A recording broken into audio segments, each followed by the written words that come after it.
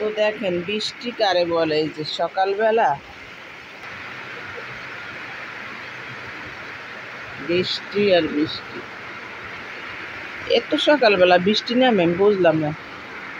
ও যে পানি যাইয়ে পারতেছে না, নিচে যে দেখেন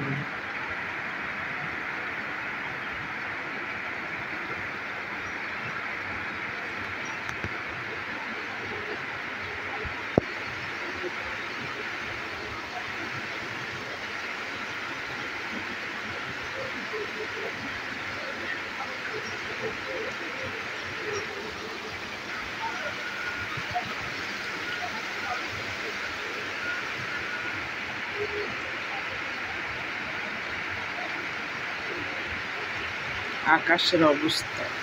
মেঘ, ওইদিকে দেখেন ধুমা আর ধুমা।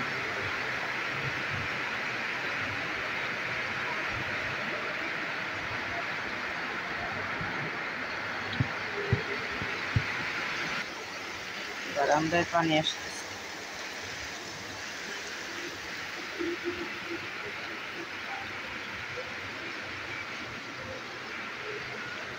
আসসালামু আলাইকুম আমার প্রিয় ভাই ও বোনেরা, সবাই কেমন আছেন? আশা করি যে যেখান থেকে আমার এই ভিডিওটা দেখছেন সবাই ভালো আছেন, সুস্থ আছেন। আমি আপনাদের দোয়ায় ও আল্লাহর রহমতে বেশ ভালোই আছি। তো দেখতে তো পাচ্ছেন সকালবেলা একদম নাক মুখ চোখ সব কিছু আটকে রয়েছে, মানে কথা একদমই বলতে পারতেছি না।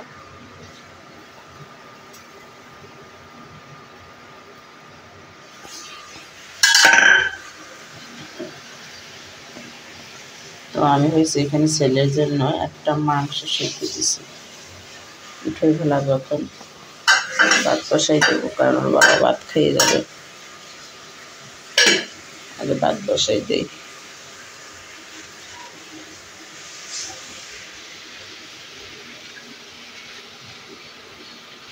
তো দেখতে তো পাচ্ছেন কথা একদমই বলতে পারছি না, তাই আমি আলাদা ভয়েস দিতে বাধ্য হলাম। তো আলাদা ভয়েস দেওয়ার ইচ্ছে ছিল না, তারপর বাধ্য হলাম। তো আমি সকালবেলা এসে পড়েছি কিন্তু আমাদের খাওয়া দাওয়ার উদ্দেশ্য নিয়ে, কে কী খাবো সেটাই আর কি ডিসাইড করতেছি। তো ছেলের জন্য একটা মাংস সিদ্ধ দিয়েছি অলরেডি, ওইটা ওকে ফ্রাই করে দিব। আর আমরা এগুলো এখন আপাতত কিছু খাবো, পরে আবার ভারী খাবার খাবো। তো এই যে দেখতে পাচ্ছেন আমার কাছে কিছু ফল রয়েছে, এই ফলগুলো কালকে থেকে টেবিলে ছিল, আমরা খাইও না আর ফ্রিজে উঠে না। তো এগুলো তো নষ্ট হয়ে যাবে, তো চিন্তা করলাম এগুলো আমি কিছু রাখি, কিছু মেয়েকে দিব আর কিছু ফ্রিজে ঢুকাবো। তো সেটাই এখন এই যে দেখেন আমি নাড়াচাড়া করতেছি, গুছগাছ করতেছি। আর ভাবলাম আমার আপু ভাইয়াদের সাথে আমি একটু কিছু আমার মনের কথা শেয়ার করি, এই সাথে এই মানে এই সায়েন্সে তাদের সাথে একটু আমি গল্প করি। কাজ করতেছি তো কি হয়েছে, তো সেই গল্প করার জন্য আর কি প্লিজ ভিডিওটা না টেনে সম্পূর্ণ দেখবেন এবং আমার সাথে থাকবেন। তো দেখতেই তো পারছেন আমি কথা বলতে পারছিলাম না, কারণ নতুন বাসায় এসে কাজ করতে করতে আমি এত অসুস্থ হয়ে পড়েছি যে তা বলার মতো না। তো এখন একটু বর্তমানে একটু সুস্থ হয়েছি, তাই একটু ভিডিও শেয়ার করতেছি আপনাদের মাঝে। তো এখানে এসে কষ্ট হোক আর যাই হোক, অসুস্থ হই আর যাই হই, তারপরও কিন্তু আমি একা আছি, খুবই ভালো আছি, শান্তিতে আছি। আল্লাহর কাছে এটাই চেয়েছিলাম যে আল্লাহ আমাকে কোথাও দূরে এক জায়গায় নিয়ে যায়, সুন্দর একটা বাসা দেখে সেখানে যাতে আমি সুন্দর করে আমার স্বামী সন্তান নিয়ে আমি সুখে থাকতে পারি। আল্লাহ তাআলা আমার কথাটা শুনেছে, কারণ আল্লাহর কাছে এক হাত চাইলে সবসময় আল্লাহ 10 হাত দেওয়ার চেষ্টা করে। তো আল্লাহর কাছে যখন যা চেয়েছি তখনই তাই পেয়েছি। এই সংসার একটু একটু করে তিল তিল করে যা করেছি সম্পূর্ণই কিন্তু আমি অনেক কষ্ট করে তারপরে করেছি। কারণ আমার একদিন চিন্তা ভাবনা ছিল যে আমার ছেলে মেয়ে বড় হবে, তখন আমি বড় একটা ফ্ল্যাট নেব, সেখানে আমি আমার বাচ্চা কাচ্চা নিয়ে থাকবো। আমার মেয়ে বড়, যদিও ছেলে ছোট। তারপর শেষে জীবনে বহুত কষ্ট করছি, আর কত বলেন, এত তো কষ্ট আর সহ্য করা যায় না। আজ মারা গেলে কাল 2 দিন, তো সেটাই আর কি। তো বুঝিনি তো, নতুন একটা এলাকায় থাকতে একটু কষ্ট হচ্ছে আর কি, কারো কাছে মনের কথা বলতে পারতেছি না, তারপর কারো কাছে যাইতেছি না। আর আমি আবার আমার একটা এমন স্বভাব যে মানুষ ছাড়া থাকতে পারি না, মানুষের মধ্যে থাকতে আমি খুবই পছন্দ করি, মানে জাঁকজমকভাবে খাওয়া দাওয়া এইটা সেইটা। এই যে একা একা খেতে ঘরে কিছুই ভালো লাগছে না, যেমন খাবার তেমনই পড়ে থাকে, এই হচ্ছে আমার অবস্থা। তারপরও বলি যে একা থাকা অনেক ভালো। একা থাকতে সবাই শিখুন, একা থাকতে শিখুন, নিজেকে ভালোবাসতে শিখুন। একা থাকার অভ্যাসটা যে কত জরুরি সেটা বুঝবেন একদিন, কিন্তু সেই দিন আর হাতে সময় থাকবে না। টাকা আছে তো আপনার পাশে সবাই আছে, টাকা নেই তো আপনার পাশে কেউ নেই। কথাটা শুনতে ভালো নাও লাগতে পারে, কিন্তু এটাই বাস্তব। আমার লক্ষ্মী ভাই বোনেরা, জীবনে একবার হলেও মানুষ চেনার ট্রাই করেন, কারণ এতে আপনার জীবনে পথ চলার অনেকটা সহজ হবে।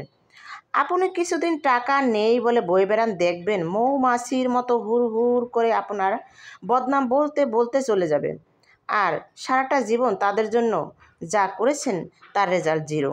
প্লিজ আমার কথায় যদি কেউ কষ্ট পেয়ে থাকেন, প্লিজ আমাকে ক্ষমা করে দিবেন, আর ভালো লাগলে লাইক শেয়ার কমেন্ট করে দিবেন। এগুলো একান্তই আমার মনের কথা। আমার কাজই হচ্ছে আমার নিত্য নতুন ফ্যামিলির সাথে আমার মনের কথাগুলো শেয়ার করা, তো এই আর কি। তো প্লিজ আমার কথায় কেউ কিছু মনে করবেন না, কারণ আমি যা বলি সত্য বলি, সত্যর পথে চলি, সত্য কথা বলি। এখন আমার আপু ভাইয়েরা বলবে যে তাহলে আপনি কি টাকা পয়সা থাকতেও নাই নেই করেছেন সবার কাছে, আপনি তো বেশ ভালোই আছেন। না আমার বোনেরা, সেইটা না, আমি কখনো নাই নেই বলি না, কারণ আমার অবস্থা খুবই খারাপ। কারণ যার টাকা পয়সা নেই তাকে কেউ সম্মান করে না, আর এটাও মনে রাখবেন যে সম্মান না করে তার থেকে দূরে থাকাই বেটার। তো আসলে আমার ওই রকম আহামরি টাকা পয়সাও নাই, আমি বড় লোক না, আমি গরিব মানুষ। সরি, গরিবও বলা যাবে না, কারণ গরিব আল্লাহ তাআলা পছন্দ করেন না গরিব বলাটা। আর আল্লাহ তাআলা কিন্তু গরিব মানুষকেই পছন্দ করে বেশি, টাকা পয়সাওয়ালা মানুষকে পছন্দ করেন না। এটা হয়তো সমাজে আমরা অনেকেই বুঝি না, যার কারণেই কিন্তু আমাদের এই সমস্ত হয়। কারণ আত্মীয় স্বজনের ভিতরেই দেখবেন যার একটু টাকা পয়সা বেশি থাকে, তার অহংকার দেমাগে ভরা থাকে, তার পায়ের তলায় মাটি থাকে না, তার কাউকে বলতে জিহ্বায় বাজে না যে কাকে কোন কথা বলবো, এটা তাকে বলা ঠিক হবে কি না, এই চিন্তা ভাবনা তারা করে না। আর দেখবেন তারা খুবই মানে আল্লাহ ভক্ত, রোজা নামাজি, ৫ ওয়াক্ত জায়গায় ১০ ওয়াক্ত নামাজ পড়ে, এই রকমের পদের, এরকম টাইপের মানুষরাই আর কি এগুলা বেশি করে। যাই হোক, অনেক কথা বললাম আমার প্রিয় ভাই বোনেরা, মনে কোনো কষ্ট নেবেন না, কারণ অনেক কষ্টে, অনেক ভারাক্রান্ত মন নিয়ে কিন্তু আপনাদের সাথে এই কথাগুলো আমি শেয়ার করতেছি। তো এখন এই যে দেখতে পাচ্ছেন এইগুলা তো সকালবেলা খাওয়াই যাবে না একদম, লাড্ডু মিষ্টি, তারপরে ডোনাট, তারপরে আঙুর ফলে এটা সেটা, তো এইখান থেকে কিছু একটা খাবো রুটি দিয়ে, দেখি মিষ্টি দিয়ে হালকা পাতলা কিছু খাবো। আর ওইদিকে চুলায় ভাত বসিয়ে দিয়েছি, ছেলের জন্য মাংস ফ্রাই করে নিয়েছি এই ফাঁকে, তো ছেলেকে খেতে দিব, ছেলে আবার স্কুলে যাবে। এখান থেকে আমার ছেলের স্কুলটা অনেক দূর হয়ে গেছে, জানেন না, কথাগুলো যে বলি আসলে অনেক কষ্টে বলি, আমার ছেলের স্কুলটা অনেক দূর হয়ে গেছে। তো যাক, ছেলে সেই জন্য টেনশন করি না, মেয়ে হইলে হয়তো টেনশন করতাম। ছেলে ও আসা যাওয়া করতেই পারবে, আর কষ্ট করে জীবনে মানুষ হইতে হইবে, কষ্ট না করলে জীবনে কখনো মানুষ হওয়া যায় না। কারণ এখন আসা যাওয়া করবে, কষ্ট করে পড়াশোনা করবে, এটা ওর ভবিষ্যতে একটা কাজে লাগবে। আমি সবসময় আমার ছেলে মেয়েদেরকে এইভাবেই মানুষ করতে চাই, আমার মেয়েটাকেও আমি এইভাবে মানুষ করছি। যদিও একটা জিনিস আজকে চাইছে, আমি ওকে 7 দিন পরে দিয়েছি, কখনো আমি ওকে সাথে সাথে দেই নাই, কারণ আমি কষ্টটা ফিল করতে দেই, যে টাকা ইনকাম করতে যে কতটা কষ্ট সেটা বাচ্চাদেরকে বুঝতে দিতে হবে। না তাই বলে যে ওদেরকে দিব না, না খাওয়াবো না, না, ওদের জন্যই তো সব কিছু। তো আলহামদুলিল্লাহ ভালোই আছি এখানে, শুধু আমার ছেলেটার একটু কষ্ট স্কুলে আসা যাওয়া, কারণ এই স্কুলটা একটু দূর হয়ে গেছে। তো ছেলেকে স্কুলে বিদায় করব, ওর বাবাকে খাওয়া দাওয়া করে বিদায় করব, তারপরে আমি ঘরে একা সারাদিন কাজ করি, আর কাজ করি, নামাজ পড়ি, আর আল্লাহর কাছে বলি যে আল্লাহ তুমি আমাকে শরীর স্বাস্থ্য দিক থেকে ভালো রাখো, এই আর কি। কারণ সবচাইতে মূল্যবান সম্পদ হয়েছে আপনার শরীরের মানে গতি। শরীর যদি আপনার ভালো থাকে, দেখবেন আপনার মনও ভালো থাকবে, কাজকর্ম ভালো থাকবে, সব কিছু ভালো থাকবে। আর আপনার টাকা পয়সা আছে, কোটি কোটি টাকা আছে, কিন্তু আপনার শরীর ভালো নাই, আপনি একটা রোগে জর্জরিত, সেখানে কিন্তু সুখ থাকে না। তো আমি এইখানে টেবিলের কাজগুলো মোটামুটি আর কি শেষ করছি। সব কিছুই তুলে রাখলাম ফ্রিজে, আর মেয়ের জন্য আলাদা করে রাখলাম। আর এখানে আমরা টেবিলে কিছু ঢেকে রাখলাম নিজেরা খাওয়ার জন্য। আসলে একটা বাসা পাল্টাইলে যে কত ধরনের সমস্যা হয় তা বলার মতো না। তো এখানে পানির সমস্যাটা হয়েছে, আগে আমরা যেখানে ছিলাম ওখানে আমাদের পানির কাট করা ছিল, তো কাঠ দিয়ে পাম্প থেকে পানি নিতাম। এখন ওই কাঠ এইখানে শো করলে পানি আসে না। তো এইখানে আর কি এই যে নিচে পাম্পের পানি আছে, মানে তাদের সিঁড়ির ভিতরে কল আছে, ওখান থেকে সবাই খাবার পানি নেয়। তো আমিও এই যে ক্যান ভরে ওখান থেকে পানি নিয়ে আসি, আমি না যদিও ওর বাবা নিয়ে আসে, আমার ছেলে নিয়ে আসে। তো সেই জন্য খাবার পানিটা একটু আলাদাই আমি রাখি এইভাবে। আর পানির ফিল্টার আছে, যদিও ফিল্টার এখনও দেই নেই, মানে তাজা তাজা এনেই খাওয়ার চেষ্টা করি। আর এইখানে অনেকগুলো কাপড় আমি ধুয়ে দিয়েছিলাম কালকে, আর জায়নামাজগুলো এখন বর্তমানে শুকিয়ে গেছে, প্রচুর রৌদ্র। আর আমার বারান্দা ঘরের জানালা থেকেই সবসময় কিন্তু এই যে দেখেন বিল্ডিং আর বিল্ডিং চতুর্দিকে। কারা কারা পুরো ঢাকা শহর দেখতে চান তারা আমার বাসায় চলে আসবেন, মানে একদম আশ্চর্য দেখে দেখবেন এত সুন্দরভাবে বিল্ডিংগুলো হয়েছে, মানে কোনো আর ফাঁকা নাই। এই হচ্ছে অবস্থা, দেখতে আসলে সুন্দরই লাগে। তো আমার পাকের ঘর থেকে, আমার বারান্দা থেকে এই সময় কিন্তু সব সময় দেখা যায় এগুলা। আর এটা হচ্ছে আমার ড্রয়িং রুম, এটা একটা বেডরুমই, তো আমি এইটাকে ড্রয়িং রুম বানিয়েছি কারণ এইখানে সব কিছু সেফটি থাকবে।